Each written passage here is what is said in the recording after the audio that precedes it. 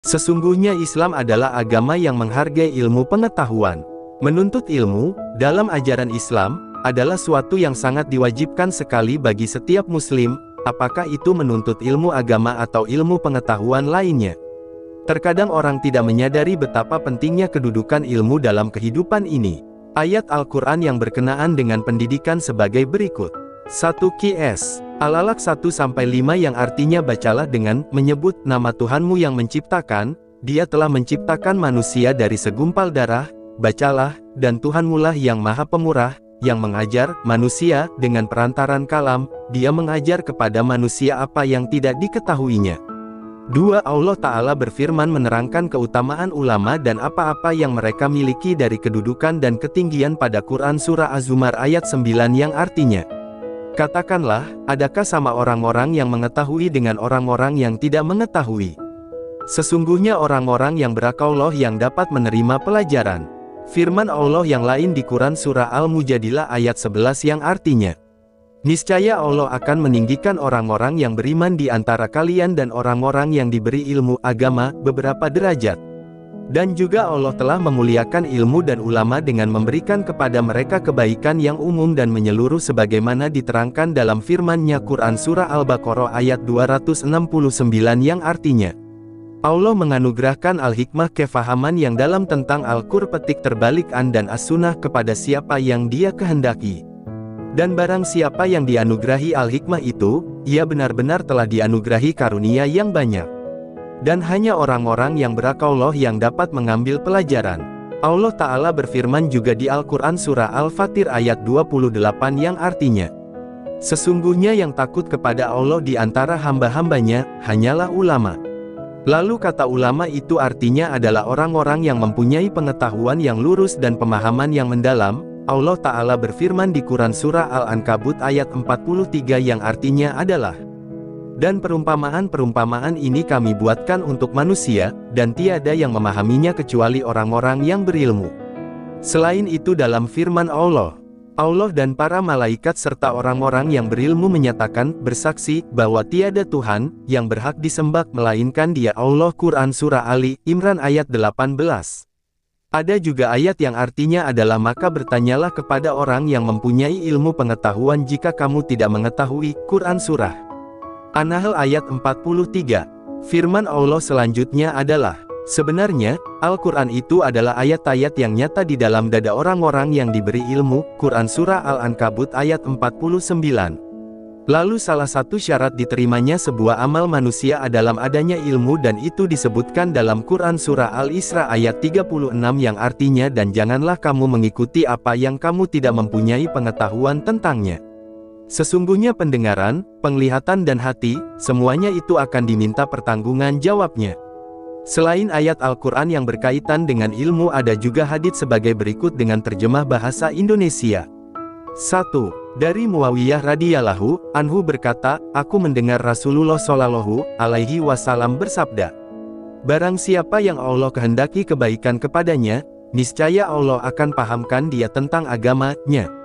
Muttafaqun alaih. 2. Dari Abu Darda petik terbalik radhiyallahu anhu berkata, aku mendengar Rasulullah shallallahu alaihi wasallam bersabda, barang siapa menempuh suatu jalan yang padanya dia mencari ilmu, maka Allah akan mudahkan dia menempuh jalan dari jalan-jalan menuju jannah, dan sesungguhnya para malaikat benar-benar akan meletakkan sayap-sayapnya untuk penuntut ilmu, dan sesungguhnya seorang penuntut ilmu akan dimintakan ampun untuknya oleh makhluk-makhluk Allah yang di langit dan yang di bumi, sampai ikan yang ada di tengah lautan pun memintakan ampun untuknya.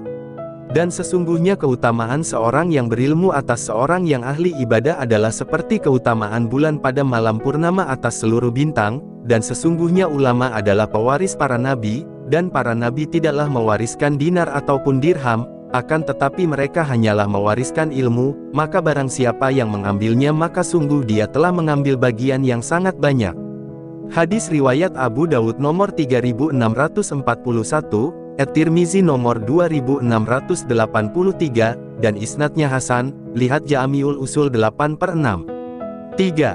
Dari Abdullah bin Mas'ud radhiyallahu anhu dia berkata, aku mendengar Rasulullah shallallahu alaihi wasallam bersabda, Semoga Allah memuliakan seseorang yang mendengar sesuatu dari kami lalu dia menyampaikannya kepada yang lain, sebagaimana yang dia dengar, maka kadang-kadang orang yang disampaikan ilmu lebih memahami daripada orang yang mendengarnya. Hadis riwayat At-Tirmizi nomor 2659 dan isnadnya sahih, lihat Jami'ul Usul 8/18. 4. Dari Abu Hurairah radhiyallahu anhu dari Nabi Shallallahu alaihi wasallam, beliau bersabda, apabila seorang keturunan Adam meninggal dunia maka terputuslah amalnya kecuali dari 3 hal, sedekah jariyah, atau ilmu yang bermanfaat, atau seorang anak solih yang mendoakannya. Hadis riwayat Muslim nomor 1631. 5. Adapun pahala menuntut ilmu, Rasulullah SAW bersabda, orang yang menuntut ilmu berarti menuntut rahmat, orang yang menuntut ilmu berarti menjalankan rukun Islam dan pahala yang diberikan kepadanya sama dengan pahala para nabi. Hadis riwayat Ad-Dailami dari Anas R.A. 6. Sedangkan dalam hadis lain yang diriwayatkan Imam Muslim R.A., barang siapa yang melalui suatu jalan guna mencari ilmu pengetahuan, niscaya Allah Subhanahu wa Ta'ala akan memudahkan baginya jalan ke surga. Maka dalam menuntut ilmu niatkanlah semata-mata mencari keridaan Allah Subhanahu wa Ta'ala yang akan dibalas dengan pahala kebaikan untuk dunia dan akhirat. 7. Dari Abu Musa al-Asy'ari radhiyallahu anhu dari Nabi Shallallahu alaihi wasallam, beliau bersabda, perumpamaan apa yang aku bawa dari petunjuk dan ilmu adalah seperti air hujan yang banyak yang menyirami bumi, maka di antara bumi tersebut terdapat tanah yang subur, menyerap air lalu menumbuhkan rumput dan ilalang yang banyak. Dan di antaranya terdapat tanah yang kering yang dapat menahan air, maka Allah memberikan manfaat kepada manusia dengannya sehingga mereka bisa minum darinya, mengairi tanaman dengannya dan bercocok tanam dengan airnya. Dan air hujan itu pun ada juga yang turun kepada tanah, lembah yang tandus, tidak bisa menahan air dan tidak pula menumbuhkan rumput-rumputan. Itulah perumpamaan orang yang memahami agama Allah dan orang yang mengambil manfaat dengan apa yang aku bawa, maka ia mengetahui dan mengajarkan ilmunya kepada yang lainnya, dan perumpamaan orang yang tidak perhatian sama sekali dengan ilmu tersebut dan tidak menerima petunjuk Allah yang aku diutus dengannya. Hadis riwayat Al-Bukhari. 8. Nabi Muhammad SAW juga sangat menghargai orang yang berilmu. Ulama adalah pewaris para nabi, begitu sabdanya seperti yang dimuat di hadis riwayat Abu Dawud. 9. Bahkan Nabi tidak tanggung-tanggung lebih menghargai seorang ilmuwan daripada satu kabilah. Sesungguhnya matinya satu kabilah itu lebih ringan daripada matinya seorang alim. Hadis riwayat Tabrani.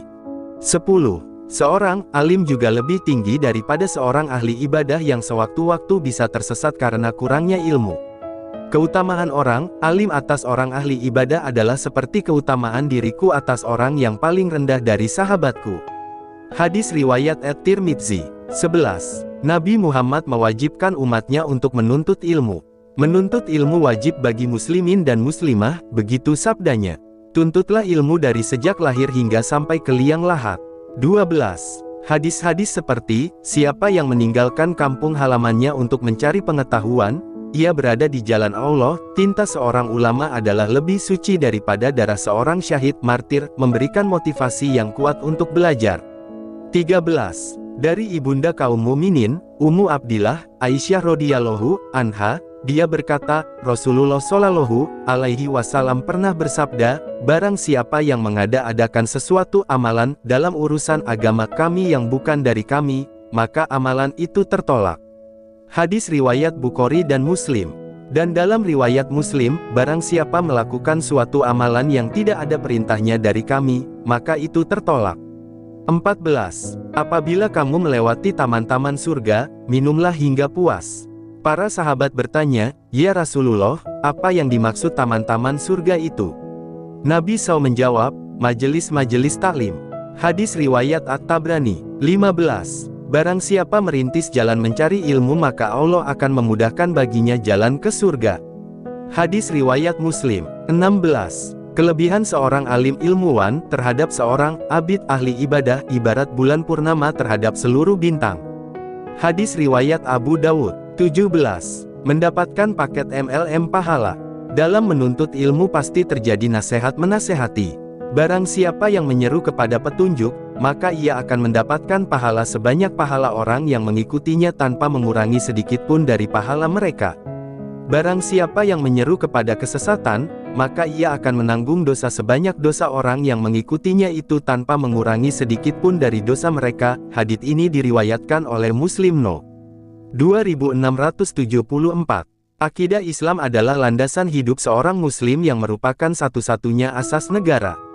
Sehingga tidak layak keberadaan sesuatu dalam institusi negara, struktur negara, operasional negara atau apapun yang terkait dengan negara termasuk landasan hukum pendidikan kecuali berasaskan akidah Islam. Dalam Daulah Khilafah Islamiyah, pendidikan akan diselenggarakan dengan dasar akidah Islam yang tercermin pada penetapan arah pendidikan, penyusunan kurikulum, dan silabi serta menjadi dasar dalam kegiatan belajar mengajar. Islam mewajibkan setiap muslim untuk memegang teguh ajaran Islam dan menjadikannya sebagai dasar dalam berpikir dan berbuat, asas dalam hubungan antar sesama manusia, asas bagi aturan masyarakat, dan asas dalam kehidupan bermasyarakat dan bernegara, termasuk dalam menyusun sistem pendidikan. Penetapan akidah Islam sebagai asas pendidikan tidaklah berarti bahwa setiap ilmu pengetahuan harus bersumber dari akidah Islam, tapi akidah dijadikan sebagai standar penilaian atau tolak ukur pemikiran dan perbuatan. Pada dasarnya, sistem pendidikan Islam didasarkan pada sebuah kesadaran bahwa setiap muslim wajib menuntut ilmu dan tidak boleh mengabaikannya. Rasulullah SAW bersabda yang artinya, menuntut ilmu wajib bagi setiap muslim. Hari Ibnu Adi dan Baihaqi. Atas dasar ini, negara wajib menyediakan pendidikan bebas biaya kepada warga negaranya baik muslim maupun non-muslim, miskin maupun kaya. Negara tidak hanya berkewajiban menyediakan pendidikan yang bebas biaya tetapi juga berkewajiban menyediakan pendidikan yang berkualitas dengan asas dan tujuan pendidikan. Al-Quran sendiri memuat pemikiran dan keyakinan dari berbagai agama dan golongan di masa Nabi Muhammad SAW. Islam tidak melarang mempelajari segala macam pemikiran sekalipun bertentangan dengan akidah Islam, asal diserta koreksi dengan hujah yang kuat untuk mengoreksi pendapat yang salah itu. Ilmu yang bertentangan dengan Islam tentu bukan sebagai suatu pengetahuan yang utama, melainkan semata-mata dipelajari untuk pengetahuan, menjelaskan kekeliruannya serta memberikan jawaban yang tepat, jangan mengambilnya sebagai pegangan hidup. Pendidikan harus diarahkan bagi terbentuknya kepribadian Islam anak didik dan membina mereka agar menguasai ilmu pengetahuan dan teknologi serta sakafah Islam. Pendidikan juga harus menjadi media utama bagi dakwah dan menyiapkan anak didik agar kelak menjadi kader umat yang akan ikut memajukan masyarakat Islam.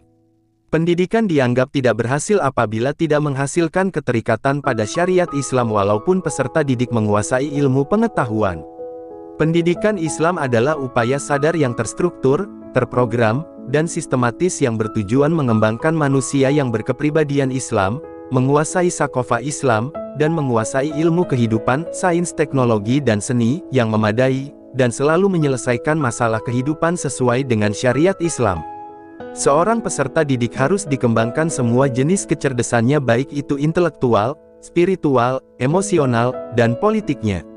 Kompetensi penguasaan ilmu yang cukup mencakup sakofah Islam maupun ilmu kehidupan, disertai sikap seseorang atas dasar Islam akan membuat ia selalu menyelesaikan segala masalah yang dihadapinya sesuai dengan syariat Islam baik itu masalah pribadi, keluarga, masyarakat, dan negara.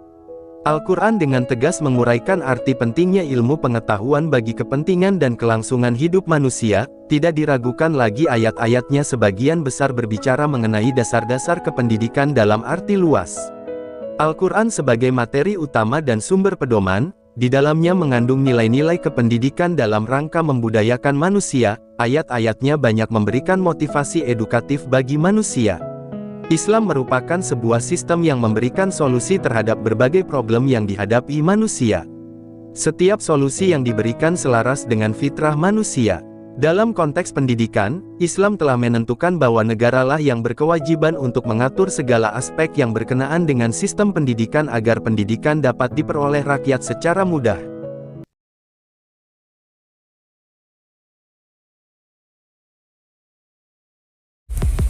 Terima kasih banyak. Mohon maaf jika ada salah. Semoga kita masuk surga. Semoga kita semua disehatkan badan, dilancarkan rezeki, dikabulkan segala hajat. Terima kasih banyak. Sampai bertemu di pertemuan selanjutnya. Salam damai. Terima kasih. Semoga kita baik-baik saja. Mohon maaf. Terima kasih. Semoga kita baik-baik saja. Mohon maaf.